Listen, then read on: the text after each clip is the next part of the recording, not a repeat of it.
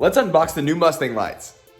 Okay, I already opened them, I got excited. Okay, even though I have opened the box, I haven't lit them up yet, so we are gonna do that. Obviously, it comes with a lot of good packaging so they don't move around while shipping.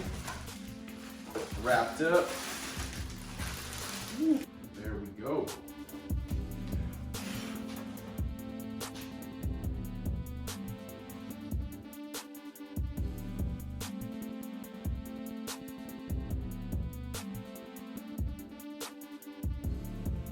In the box, you're also going to get the 2010 conversion plastics. The Mustangs that came with the halogen style taillights need this little conversion, this little adapter plastic.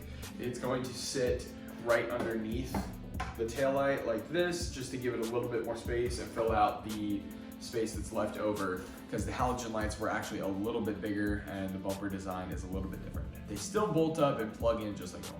Now, let's go plug them in. Already found the parking light. What's interesting is, even though that this is the Euro styling with the clear lens and everything, they did not add the amber turn signal in here.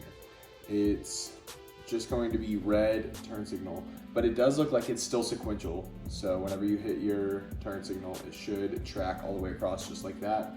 And of course, you're still gonna have your reverse light. No amber, which I actually prefer. I prefer just having the red turn signal, but some people actually really like the amber, but no amber in this set. It probably has to do with the way that the American Mustangs are wired up. Since they are wired to have the sequential turn signal, it's all controlled from the car. You can't really do an amber turn signal in them. So I get it, but it is a little bit disappointing. They also control the brake that way. They just supply power to all 3 circuits, and that's how the brake lights come on for the Mustangs. The 2010 style conversion plastic just has double-sided tape. Sticks to the bottom of the light like that.